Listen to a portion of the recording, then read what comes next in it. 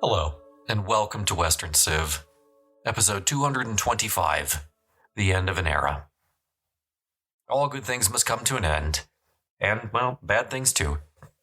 The 4 decades between 1510 and 1550 in Western Europe to contemporaries would never have been called the Reformation.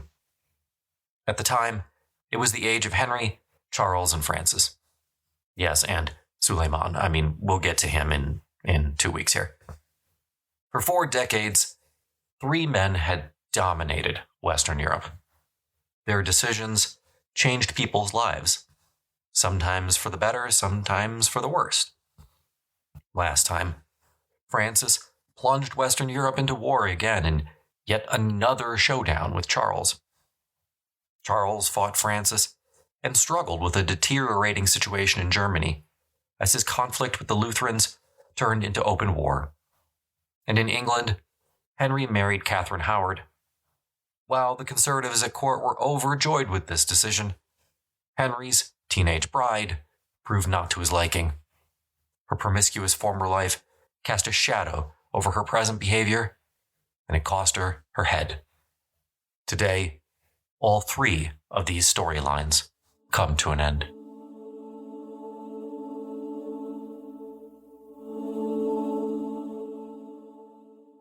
It was a theme of Francis's entire career that his fortunes, whether good or bad, were never permanent. When he was riding high, something, usually his bad decision-making, pulled him down. When all seemed lost, something intervened to save him. And so it did now. As Charles marched toward Paris, it seemed as though another sack of Rome was at hand. The Parisians panicked. Francis stayed in bed. But then, Henry VIII, Charles's ally, decided that marching on Paris was not worth the trouble. He would complete his conquest of Boulogne, but that would be all. Charles was on his own. Furthermore, as Charles marched toward the capital of France, he found that the Dauphin, taking a page from Montremoussy's playbook, had laid waste to the entire region. There was no food, no drinkable water, not even any wine. Henri had destroyed it all. By September the 11th, 1544, Charles was ready to admit that he would not be able to take Paris. A week later, the 2 sides agreed to the Peace of Crépy. Francis agreed to withdraw his troops from Savoy and Piedmont to join a crusade against Suleiman, assuming both men knew the latter would never happen. Francis would then marry his youngest son, Charles, to either the emperor's daughter or his niece. As a result, Francis would, at long last, receive Milan as the girl's dowry. Many were delighted at this turn of events, some less so. Suleiman had to be restrained from impaling the French ambassador who brought him the bad news. Oddly, the person most frustrated with the peace was the Dauphin. While Henri's strategy had worked, he felt that Francis had been too lenient with the emperor. Worst of all, Milan was going to his brother, not him. Charles had not done anything to help secure the victory. Why should he get the prize? If the Dauphin had been able to see the future, he would have realized there was no cause for concern. After the announcement of the peace, Charles went to Boulogne to relieve the besieged city. When he got there, he discovered there was an outbreak of illness in the French camp. In a truly epic example of irony, Charles told those present, quote, "It makes no difference to me. No royal son of France ever died of plague." To prove his point, he even entered the homes of the people who recently died of the plague. His hubris proved fatal. Charles died of the plague on September 9th, 1545. Unfortunately, his death also killed the peace treaty with the emperor. But the larger issue in 1545 and 1546 was that Francis was clearly dying. Whatever Henri thought about the peace treaty, he would soon be in a position to do something about it. As Francis's life drew to a close, Catherine de' Medici became a far greater presence in his life than either his wife or his sister.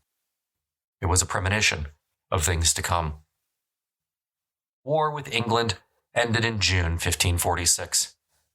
On June 7th, the two sides signed a peace treaty. The dying Francis agreed to buy back Boulogne. In 8 years, for a sum between 800,000 and 2 million écus, the English agreed they would hand back the city. Henry VIII himself would not live to see a penny of that cash. He died only a few months later, but we'll get into him in greater detail here in a bit. In February 1547, Francis tried to recapture some of his old energy that used to typify his reign. He traveled with his court relentlessly from chateau to chateau. Unable to ride a horse any longer, he participated in hunts by being carried around in a litter. When he received word that there would be a memorial service for the deceased King Henry VIII in Paris, Francis determined he would go and pay homage to his one-time friend and enemy. But his body failed him. He collapsed into fever, and at the age of 52, everyone knew the king was on his deathbed. The cause of Francis's final illness still remains unclear. The most likely, but not certain, explanation is that Francis contracted gonorrhea from his extramarital affairs, and this led to further infections of his bladder and urinary tract. By March the 20th, 1547, the king knew that his illness was fatal. So he sought to settle his affairs, both spiritual and temporal. Henri came to see his father, and over several days Francis talked to his son, trying to instill in him an understanding of what it meant to be a good king. He wanted his son to understand that he had done many things right, but many things wrong in his life. He took special care to warn his son against being influenced by women, admitting that many of the problems in his own reign could have been avoided if he loved a bit more wisely. He also urged Henri to beware of the powerful Guise family, a warning that, as we will see, was spot on. The quote-unquote most Christian king to the last, Francis continued to hear masses during his last 2 weeks. He forgave his enemies and begged for forgiveness. The end came on Thursday, March 31st, 1547, between 1 to 2 in the afternoon. After hearing the final mass, Francis spoke faintly of the heavenly crowd awaiting him. He mumbled, quote, "Into your hands, God, I commend my spirit." Then he breathed the word Jesus and died. When Francis died, those close to him reacted differently. Henri sprang into action with a clinical efficiency that offered a hint of how he would behave during his reign. He immediately scheduled a funeral for his father that would both honor his life and offer a population in mourning an unforgettable spectacle. Catherine de' Medici, who had lived the last few years under Francis's protection, collapsed on the ground in tears. On May the 23rd, 1547, Francis was laid to rest. His funeral cost more than 500,000 écus. And then there were two.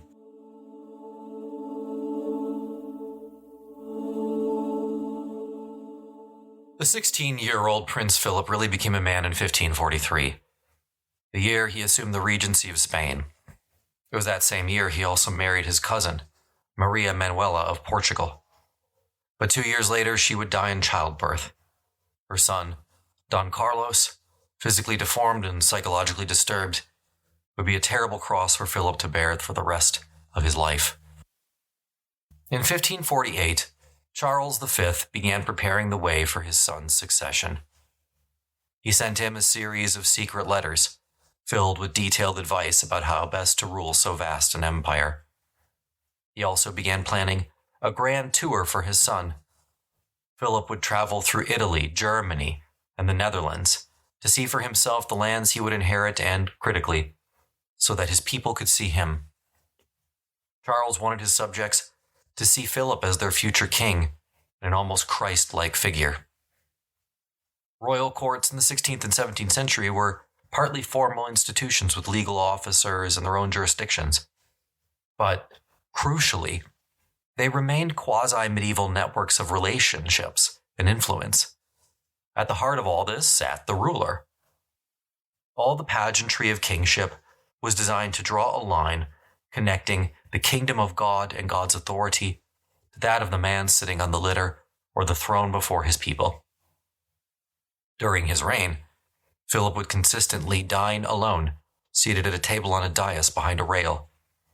He broke his bread alone and in silence, with nobles looking on but nowhere close to him, like a priest before distributing communion. The symbolism was obvious. Different political offices were coveted because they brought the holder closer to the king.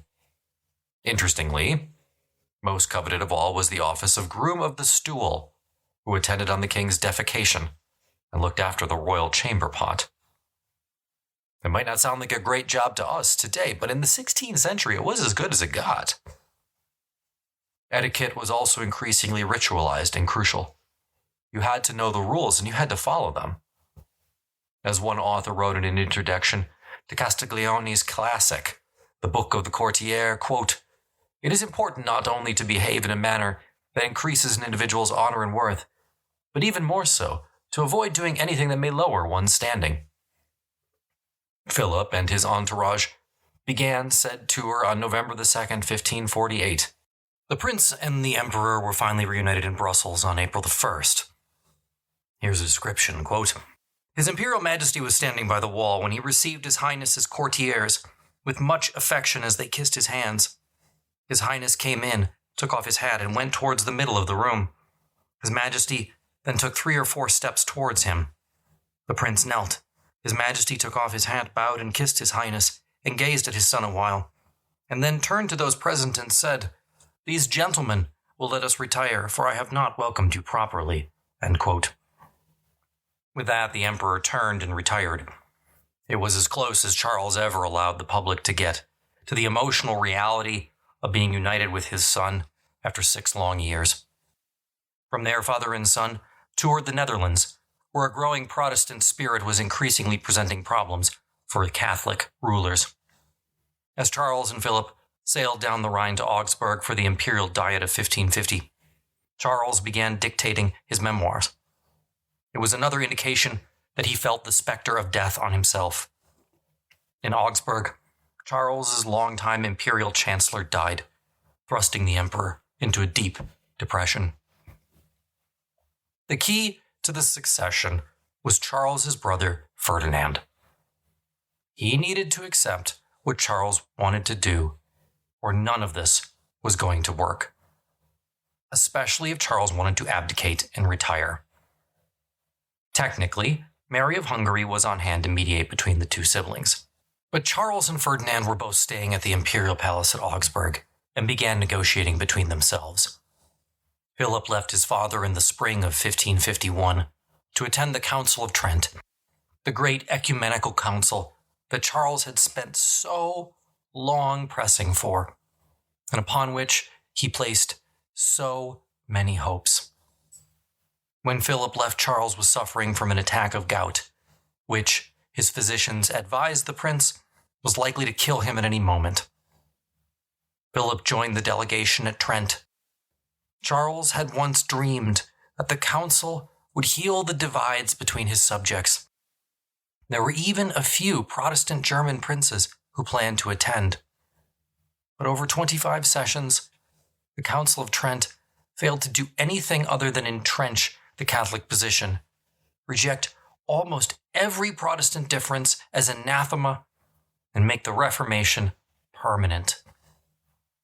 The decrees of the council codified every aspect of Catholic theology. It doubled down on the Vulgate. They ruled that transubstantiation, the miracle by which Christ's own flesh and blood were truly made present in the Eucharist, was correct. Man had free will, and they even codified the reality of purgatory. In 1563, the council ruled that religious images were proper. They were not graven images designed to be worshipped instead of God. They were there to help and inspire the people, quote, "When we kiss the images and uncover our head to them or prostrate ourselves before them, we are, in effect, adoring Christ and venerating the saints whose images they bear." In 1552, Maurice of Saxony abandoned the emperor and joined the Protestant cause. He believed Charles was dying, and having met Philip and sized him up, he apparently found him wanting as successor. Entering into an alliance with Catholic France, this was rarely about religion, he defeated the imperial army and forced Charles and his ministers to flee to the town of Innsbruck. According to one eyewitness, quote, "While the emperor was leaving through one gate, Maurice and his men were coming in by another." Charles even had to leave behind his personal wardrobe. The following winter, he tried to retake the city of Metz, which was technically the episcopal capital of the empire. But the city was naturally well defended, and eventually Charles was forced to admit defeat and retreat. Charles was now a broken man. For decades, he had tried to play the elaborate dance necessary to hold together such a far-flung empire. But Francis, the emerging Protestant cause, Suleiman the Magnificent, and a myriad other issues slowly wore him down. He was now racked by disease, submerged in debt, without a penny to his name. His diplomatic acumen also seems to have left him. He arranged a marriage between his son, Philip, and the much older Mary, who was then Queen of England, in July of 1554. What he honestly expected to get out of that deal, I'm not sure. But suffice it to say that it didn't work out to his benefit. Philip wouldn't even remain in England for a full year. He actually tried his best to moderate some of Bloody Mary's excesses, but in the end he failed.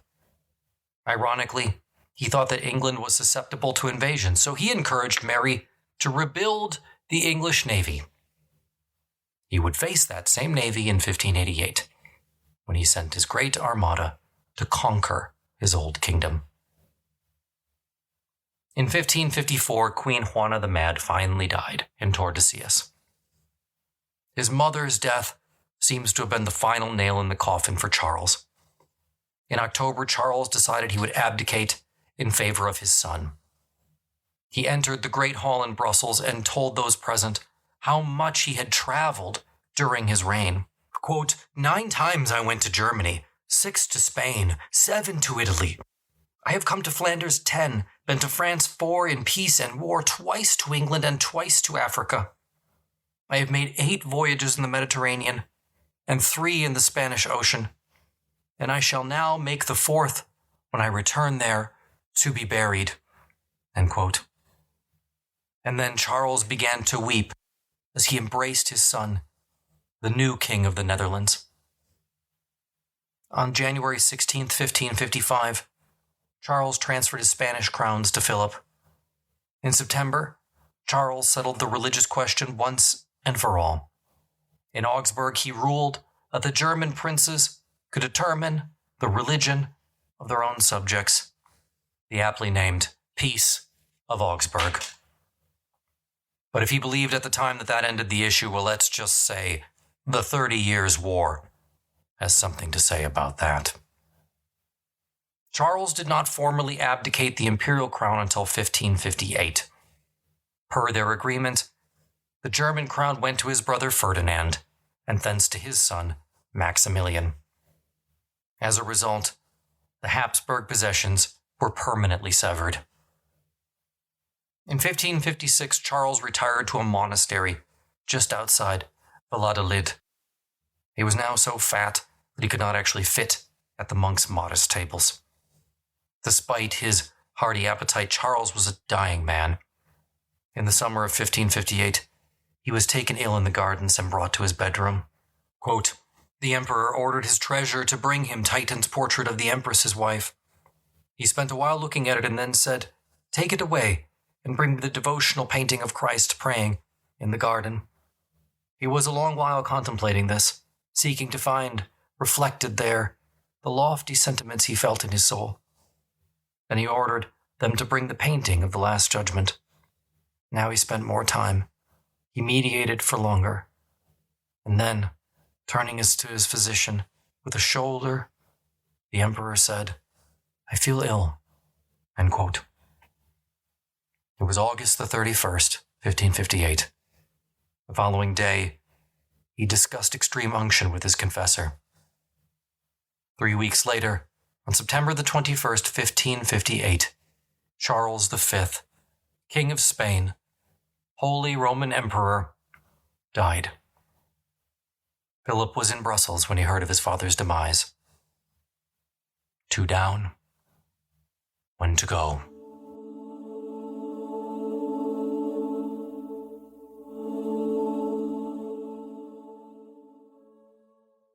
In the late autumn of 1538, the campaign against relics and pilgrimages continued to move forward in England. Around the same time, Henry received a letter from John Frederick, the Elector of Saxony. He warned Henry against religious radicals. Not every Protestant, he cautioned the English king, was to be trusted. There was one group he told Henry to watch out for: the Anabaptists. God, those guys just cannot catch a break right now, can they? Henry's response was quick. He ordered then alive and still Chancellor Thomas Cromwell to establish a commission and seek out the Anabaptists. The most prominent of which, John Lambert, was duly arrested and burned at the stake on November the 22nd, 1538. On that very same day, a royal proclamation was issued to remove all traces of Thomas Becket from any and all church services. But the rest of the proclamation illustrates just how confusing England was becoming, because the rest of it was visibly at odds with official government policy over the preceding year. Suddenly, according to the proclamation, the use of icons was fine, so long as the priest explained the meaning behind their use. They weren't idols, Henry now claimed, if quote-unquote superstitious abuses could be explained away. And I do mean Henry specifically claimed, as an aside. The king was now intimately involved in crafting religious doctrine. That was a bad thing for the Church of England because Henry VIII never had a consistent doctrine. The new parliament, which formed in April 1539, declared that any and all diversity of religious opinion had to be stamped out. And that's all well and good if anyone knew what was orthodox and what was diverse. On May the 13th, Parliament passed the final dissolution of the monasteries.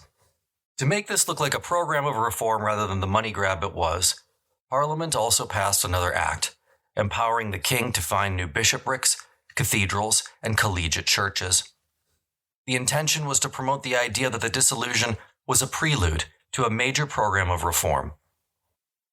I'm not sure if anybody bought it, but regardless, I probably don't have to tell you this, but Henry never founded any new monasteries, churches, or anything, so it was all for show.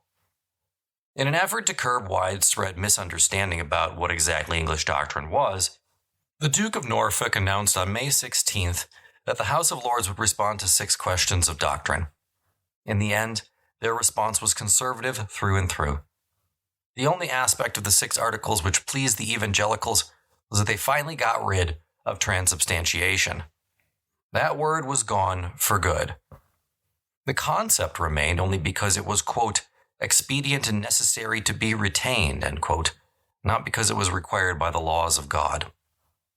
In all other respects, the 6 articles were a complete disaster for evangelicals. And even worse, these were statutory and took effect immediately. Some evangelicals just left. Bishop Latimer resigned his bishopric and tried to flee. Even Archbishop Cranmer wrestled whether he could, in good conscience, continue. For now, he would. While the 6 articles were a setback for the evangelicals, in reality they did not represent a change in policy. Henry continued to follow the path he had since 1532, Catholicism without the Pope. In November 1539, 3 abbots of former Benedictine houses were arrested for treason because they questioned the act of supremacy. Though in each case, honestly, their real crime was that they had been obstructive in the face of the seizure of their monastic house. Henry's subsequent marriage to Anne of Cleves buoyed evangelical hopes, but those were quickly dashed as the marriage fell apart. Parliament reconvened on April the 12th, 1540. There were the usual calls for unity, and for both papists and heretics to leave the realm. The notion that Henry himself might bear any responsibility for the confused religious situation in England was, of course, out of the question. Instead, a new committee would form to revise the bishop's book and try to settle a few doctrinal issues. Members of both parties would be on the committee, but clearly the Conservatives were now ascendant. After Cromwell's treason conviction and subsequent execution, some believed the time was nigh for a reconciliation with Rome. It was not. For symbolic purposes, as Cromwell died, Henry had a few old supporters of Catherine of Aragon just hauled out of their cells and hung. Why? I guess eye for an eye or balance, I'm not sure. With Cromwell dead and the German alliance in tatters, there was no reason to appease Lutherans, and the 6 Articles went into full effect. Within 2 weeks, 500 suspected sacramentarians were rounded up in London. Some of them were suspected of breaking the act, but others were accused of violating offenses that didn't have anything to do with the act, like criticizing religious icons, which, technically, the government had just said was okay. The scale of the purge revealed the true extent of the religious divisions in England. The government balked at the thought of hundreds of burnings, however, and so, on August the 1st, Henry personally ordered an end to the heresy quest. Yet, conservative and evangelical gains often continued to offset one another. In 1541, Henry ordered an English Bible placed in all English churches, realizing one of the most important humanist goals of the previous decades. Evangelicals applauded. But then, in July, Henry restored the feast of Mary Magdalene and Luke and Mark. If this is confusing to keep up with now, imagine what it was like at the time, and when you might lose your head for saying the wrong thing. The England of Henry VIII had become a realm within which it was better to keep your mouth shut. After the end of his 5th marriage, the one to Catherine Howard, Henry turned his attention to martial matters. With Francis and Charles back at it, Henry began to contemplate another invasion of France. Meanwhile, to the north, James V invaded England after an escalation of almost never-ending border skirmishes in the area. James was absolutely crushed at the Battle of Solway Moss on November the 24th, 1542. He outlived his loss by only a few weeks. James's only heir was Mary, Queen of Scots. We'll talk more about her soon. For now, Mary was just an infant, and Scotland would be ruled by various factions. To the south, in April 1543, the conservative faction determined it was going to take down the last remaining evangelical in a position of great power, Archbishop Cranmer. By the end of April, Henry was made aware of charges of heresy against Cranmer and allowed the investigation to continue. In London, 8 printers were detained for producing prohibited books, and 3 leading evangelicals made to recant. But when Henry confronted Cranmer about his role in all this, his tone was a lot different. He greeted the archbishop on a barge and said, quote, "Ah, my chaplain, I have news for you. I now know who is the greatest heretic in Kent." That was it. No dramatic fall from grace like Wolsey. No immediate imprisonment like Cromwell. Instead, Henry put Cranmer in charge of the investigation going forward. Needless to say, he decided not to investigate himself. In the end, what saved Cranmer is what saved so many men and women in this age of kings. Henry He just really liked him. Regardless, the reports coming in from the countryside reflected a kingdom riven by religious conflict. At times, it seemed like the entire populace was being mobilized for religious war. As the investigations in Kent continued, a new convocation took up the work of finally completing the bishop's book, which would give the Church of England, hopefully, some modicum of stability. Henry wrote extensive comments for the convocation to work from. Needless to say, they had their work cut out for them. The final product, the King's Book, was supposed to be a definitive statement on doctrine. It promised to have a sharp traditionalist edge, which Cranmer worked to blunt as best he could. As to justification, the final version of the King's Book stated that Christians are justified by faith, but, quote, neither only nor alone, end quote. In the end, Cranmer didn't have a lot to work with. Henry knew what he wanted the King's Book to say, and that's what it was going to say, period. So it was going to be very traditional. The only major gain for evangelicals in the King's Book was in the realm of prayers for the dead. These were gone. Likewise, purgatory as a concept, gone. However, the reason that these are excluded is because both prayers for the dead and purgatory were tied up with the papacy. As always, it was anything associated with the papacy that Henry was going to attack. The King's Book was an ill omen for evangelicals, and it got worse. On May the 12th, Parliament passed an act, quote, for the advancement of true religion, end quote, banning any number of evangelical books, including major restrictions on reading English versions of the Bible. Does this contradict earlier acts that mandated the availability of said vernacular Bibles? Absolutely. Did Henry care? Absolutely not. For evangelicals, this was a moment of profound and shattering disillusionment. As one London mercer wrote, quote, the Pope remaineth wholly still in England. He wasn't wrong. Henry never really wanted to get rid of about 95% of Catholicism. He just wanted to be the man in charge of it. The stress revealed breaks in the evangelical ranks. With the confidence of the Cromwell years gone, evangelicals in England and abroad started to wonder whether the sacramentarian view of the Eucharist wasn't correct. We'll see this come full circle after Henry's death. By February 1543, it was clear that Henry was not quite done with wives. The king had come to betray an interest in Katherine Parr, the wife of John Neville. She was no giddy young girl like Catherine Howard had been. Katherine Parr was a mature woman of around 30. She was good-looking, but also intelligent. There has been some scholarly debate recently about her intelligence. Certainly, she was. But she was pious and very well read rather than intellectual, something metaphysical, say. She could read and write Latin and some Greek. Her mother had taught her French, and she learned other languages later in life. Her husband had been ill for some time, so it certainly helped matters when he died on March the 2nd. Although her husband had been conservative, it's clear that Catherine herself held radical, if not totally Protestant, views. This was a dangerous time to be a Lutheran, so she had to be careful.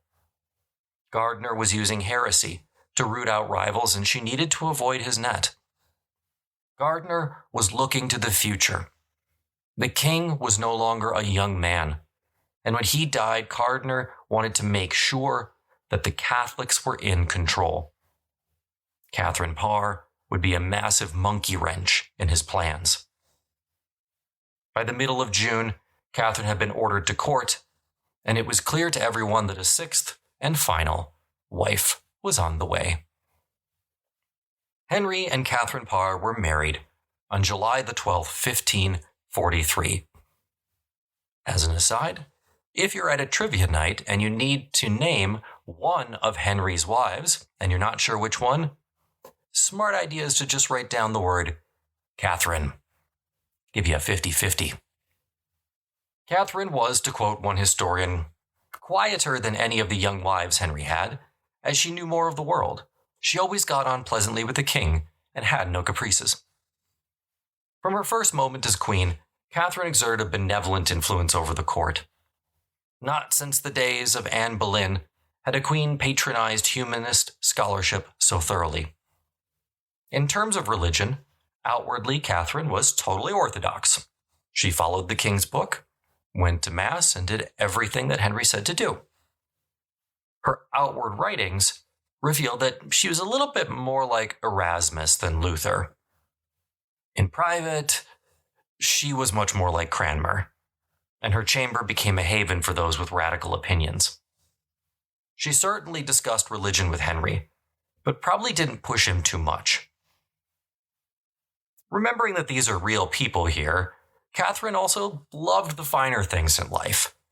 She just loved looking at the latest French and Italian fashions. Don't forget, these are real people with real personality here, folks. That summer, there was plague in London, so Henry and Catherine went on progress to the south and west of England. It was the last time that Henry would venture so far from his capital city. Catherine was also a kind and supportive stepmother to Henry's 3 children, who all came to love her. She encouraged all 3 to come to court as often as they could. Mary came to court most frequently and already had lodgings in several of the royal palaces. But it was not until Katherine Parr became queen that Henry allotted Elizabeth permanent lodgings at court. The king was, of course, fond of all of his children, but he doted on Edward the most, as he was the long-awaited male heir. Edward was a very slight child, with an elfin face and a pointed chin. He was small for his age, with one shoulder higher than the other, but with blonde hair and gray eyes, he was an attractive youth. Catherine saw her main role vis-a-vis Edward to support the young prince in his studies. Edward now started a classical education that humanists, the likes of Erasmus and Thomas More, would have approved of. Edward got the most brilliant scholars of the day, especially Dr. Richard Cox. Edward's tutors were mostly Cambridge men. While they all emerged as Protestants after Henry's death, there's no evidence that they promoted such views during Henry's reign. For her part, Princess Elizabeth was proving to be bright and sharp-witted. She was proficient on the lute, quite capable in terms of languages, and an excellent student in the study of the classics. In other words, she's well on her way to becoming the Queen Elizabeth we all know. It was probably due to Catherine's influence that Henry invited all 3 of his children for Christmas. So far as we can tell, this was the first time he had ever done so. Henry's final years were overshadowed by financially disastrous wars with France and Scotland. While Cromwell might have made Henry the richest monarch in Europe at one point, he would leave England crippled with debt. In February 1544, Parliament passed a new Act of Succession. This clarified that the line of succession went first to Edward and his heirs, then Mary and hers, finally Elizabeth and hers. This is, of course, the order that those 3 monarchs will go in. Ironically, of course, none of the 3 would have children. But in 1544, Henry was focused on preparing for war with France. Charles was due to invade on one front, and Henry would land and besiege Boulogne. The plan at the time was nothing less than the complete destruction of Francis. But as we already know, that's not how it's going to go. Also, in 1544, Henry conceived of the idea of an English litany service book. He ordered Cranmer to prepare one. Henry did not live to see it, but ultimately this would become the Book of Common Prayer, still used on occasions by the Church of England today. Now Henry, as we might expect, was determined to lead this French invasion himself. On July 7th, he appointed Katherine Parr regent and sailed for Calais 1 week later. Henry made detailed plans for the invasion that were well thought out and based on meticulous research. Privately, Chapuis told Charles V he felt that Henry's bad leg would prevent him, ultimately, from personally doing much of anything on the campaign. But the campaign reinvigorated the king, and Henry rode out at the head of his army that summer. At the siege of Boulogne, Henry remained active from dawn till dusk. He was a new man. The entire time that he was in France, he exchanged letters with Katherine Parr. Boulogne fell on September 14th. The campaign season over, the king returned to England on the 30th. He left the Earl of Suffolk, now 60 years old, in charge. Henry was in the highest of spirits.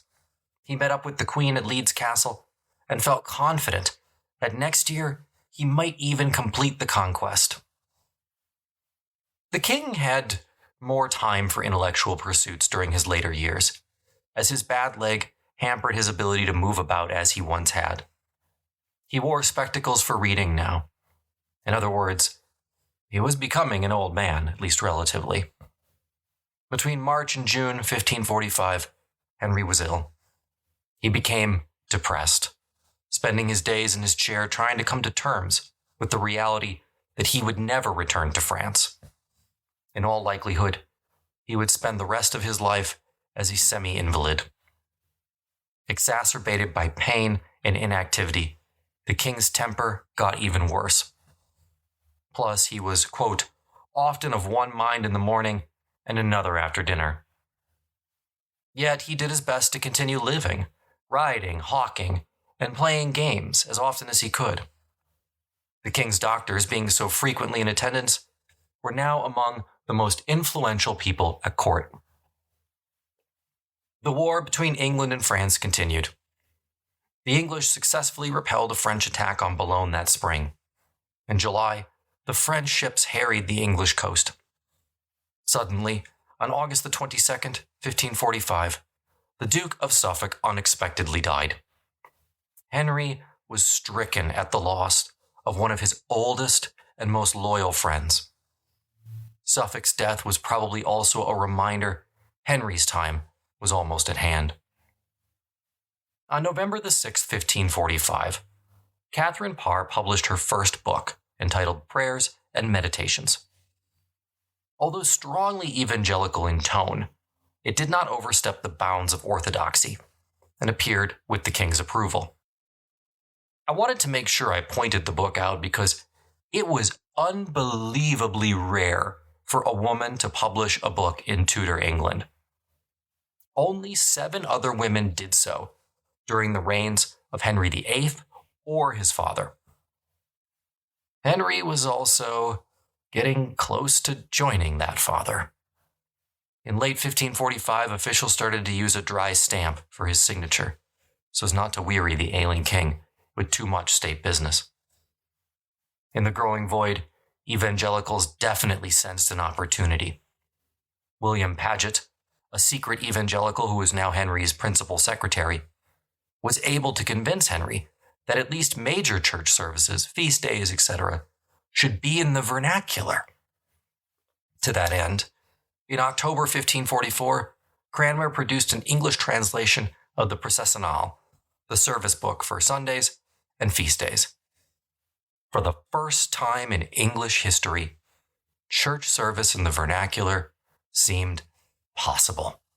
Many evangelicals still believe that English theological policy was moving too slowly.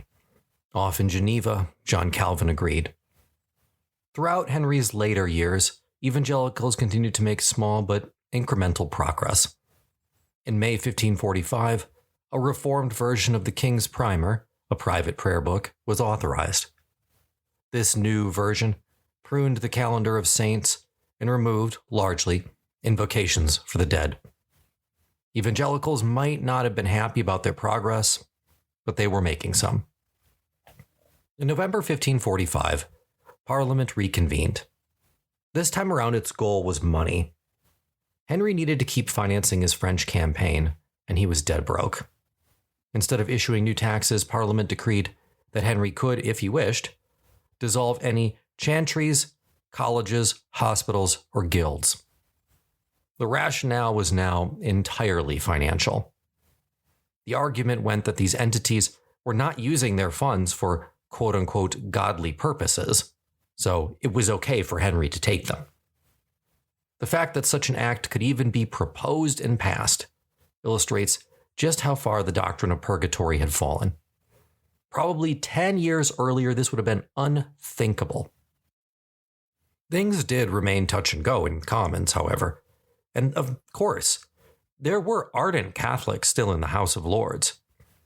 I do not want to get you the impression that England was now entirely evangelical. It wasn't. England remained very much a mixed bag. And here I want to quote directly from historian Peter Marshall. Quote, Henry wanted his people to travel with him, but the destination was bafflingly uncertain. His theology was a moving target, a work in progress, a nest of contradictions. The king spoke often of the Word of God, but didn't trust people to read the Bible faithfully. He disallowed the authority of tradition, but retained his right to prescribe venerable ceremonies on a case-by-case basis. He distrusted priests and their pretensions, but preserved the priestly prerogatives of confession and mass. Most perplexing of all, Henry unwired a core connection of traditional faith, that Christians could work collectively for each other's salvation. Through the intercessory works of monasteries and prayer for souls in purgatory, but he rejected the electrifying theological alternative, that God's offer of justification was through faith alone. The one constant was an insistent on obedience and an unswerving personal loyalty. For some of his subjects, this was enough, but others, in places high and low, increasingly came to see the official pronouncements on religion as challenges to surmount rather than as gifts to treasure. The king could decree peace and unity in a refrigerate world, but charity's temperature had further yet to fall. End quote. With Henry declining, everyone now began to wonder what a post-Henry England was going to look like, especially since Edward was still a boy. In January 1546, the evangelicals sensed that the time was right to push Henry a bit more. More saints' days were abolished, church bells would no longer ring out on Halloween, and the practice of creeping to the cross, protected by proclamation in 1538, was likewise done away with. Conservatives reacted to this with shock and dismay. Gardiner wrote to Henry that these decisions would imperil his foreign policy aims and further alienate England from the great powers of Europe, just as the Council of Trent was beginning. Henry, always mindful of English isolation, took his concerns to heart. One question that remained was, would England send representatives to Trent? For the moment, the answer seemed to be no. Henry sent word that he would send ambassadors to a church council, if said council was held closer to England, say France, for example. This kind of talk of rapprochement with Rome would have cost any other Englishman his head. Again, it's really hard to say what's going on in Henry's mind at this point. Did he really think that some kind of resolution was possible? Or did a great church council wherein he and the other princes of Europe called the shots simply appeal to his own sense of grandeur? My guess is it was the latter, but of course, we cannot be sure. Moreover, within 2 weeks, Henry moved from thinking about making peace with Rome to a pan-European evangelical reformation. He suggested that Francis I, now on his deathbed, might join England and break with Rome. Then the two of them could pressure Charles to do the same. None of this was possible for a myriad reasons, but as Henry made his final descent toward death, reality mattered very little. In 1546, largely thanks to the influence of Katherine Parr, Henry finally gave some attention to the universities. He refounded Wolsey's Cardinal College, naming it Christ Church. At Cambridge, he funded and endowed Trinity College. Henry was beginning to think about the world beyond him. In February, the king fell ill with a fever, but by March the 10th was up and out of bed. Given the king's declining health, the pernicious factionalism that had pervaded his court since Cromwell's fall began to spin out of control. The conservative faction was very suspicious of Queen Catherine. Above all, They feared her influence on the Prince of Wales, as it was obvious to everyone that Henry was not going to live to see his son reach the age of majority. In the power struggle over the regency, Gardiner and his conservative allies were determined to win. They knew that Catherine was evangelical, and they knew that the evidence was out there somewhere. They just had to find it. During Lent, a court preacher, Dr. Edward Crombe, was arrested for heresy.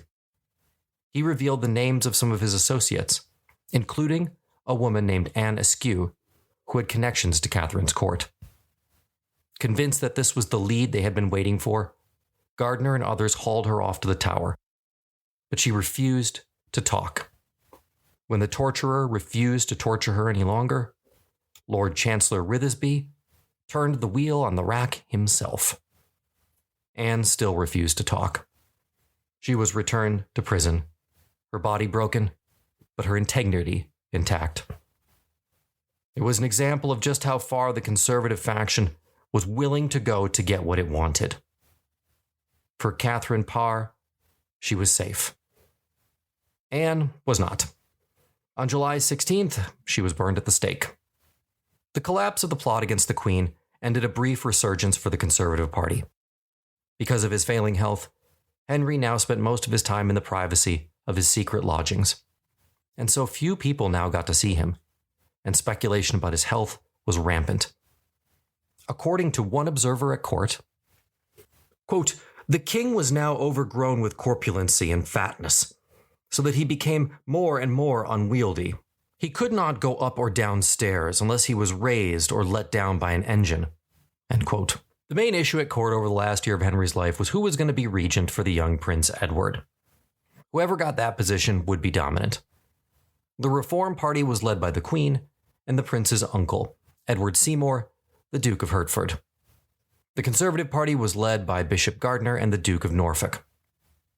In August 1546, France and England agreed to a peace treaty. Because of Henry's condition, Prince Edward rode out to sign the treaty for him. The king went on his usual hunting progress early that fall, but never traveled more than a few miles from London. In November, the conservative faction was dealt a blow when Gardiner foolishly refused to exchange some episcopal lands with Henry. From this point on, the king refused to see the bishop. Contemporaries report that Gardiner would haunt the outward chambers of the palace for days, but Henry would not admit him. Henry's inner circle was now dominated by Edward Seymour and William Paget, a committed evangelical. On December the 10th, Henry was laid low with a fever. His face grew ashen, and his body appeared, quote, greatly fallen away. Although he was up and dressed, he was very weak.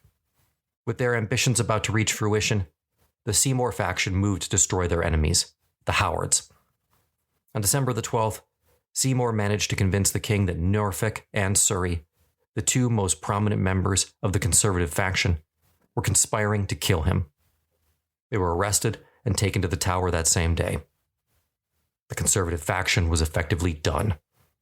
The Howards were arrested, and Gardiner disgraced. It was very telling that December and January, council meetings were held not at court, but at Edward Seymour's home. Once Henry was well enough to travel, he began making slow progress back toward London. Once back, the king spent his final Christmas in total seclusion. Back in 1544, Henry had drawn up a will that detailed what was going to happen during the regency. The regency was to be a council made up of 16 men. No one man was to dominate. That being said, Henry entrusted the will to Paget and Edward Seymour, who both had very different ideas. To make sure that they could not change the will without his knowledge, Henry didn't sign it. But ultimately, he waited too long, and the will would need to be used without final authentications. By then, Paget and Seymour had made a few, let's call them modifications. More on that in future episodes. In January 1547, Henry was again stricken with fever. At the same time, Surrey went before his peers at Guildhall on January the 13th. The allegations of treason were by now so consistent that you might as well have just taken out the surname and repeated the same document. Surrey was conspiring against the king, blah, blah, blah, blah. Surrey wanted to make himself king, etc., etc., etc.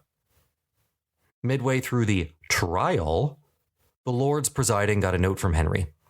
It told them to find Surrey guilty and get on with it. They did. On January the 17th, Henry held an audience with both the Spanish and French ambassadors.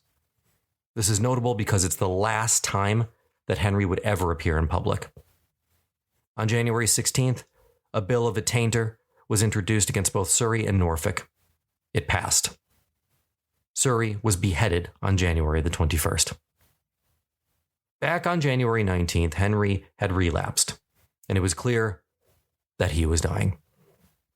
On the morning of January 21st, he saw his confessor and received communion. The council, knowing that his death was imminent, closed all the ports. Throughout his life, Henry's physicians never discussed his mortality with him because he hated it. But finally that day, one of them, a certain Sir Anthony Denny, plucked up the courage and told the king his position that, quote, he, Henry, was not like to live. Denny asked Henry if he wanted to talk to anyone, to confess his sins one last time. He replied that if he would talk to anyone, quote, it should be Dr. Cranmer, but I will first take a little sleep and then, as I feel myself, I will advise on the matter. These are the last known words of King Henry VIII. Cranmer arrived in the early morning hours of January 28th, but by then, Henry could not speak. He died at 2 a.m., January 28th, 1547. He was 55 years old and had ruled England for nearly 38 years. The cause of Henry's death remains uncertain. For 2 days, his death was kept a secret just as it had when his father died. The same day that Henry died, Edward Seymour rode to secure the person of the 9-year-old Edward and informed him that he was now the King of England. The young Edward VI was brought to the Tower on January 31st and proclaimed king, the heralds crying, "The king is dead, long live the king." The very next day, in complete defiance of Henry's wishes, Edward Seymour was named Lord Protector and the head of Edward VI Regency. On February 15th, 1547, King Henry VIII was buried at Windsor. Ironically, for the king who did away with the idea of purgatory, his will stipulated that 2 priests should be furnished there to say masses for his soul, quote, while the world shall endure. And that closes the book on the age of Charles, Francis, and Henry. These 3 men absolutely dominated Western Europe for about 50 years almost. Their decisions had massive ramifications for the future of Europe and the burgeoning Reformation, as we will see. But there's another side to the story, because while there is a Western Europe, there's also an Eastern Europe.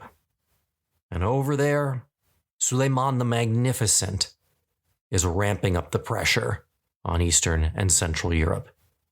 So next week, we wheel east. The last time we talked about the Ottomans, really in any detail, it was the fall of Constantinople in 1453. So we've got a lot of catching up to do. But if you want more content until then, check out the website, westerncivpodcast.com. If you'd like ad-free and early versions of the show, you can listen to the Ottoman episode right now. Then you can check out the Patreon page at patreon.com/Western Civ Podcast. Finally, if you want a 7-day free trial of Western Civ 2.0, we're in the midst of the Persian Wars. Check it out at glow.fm/Western Civ.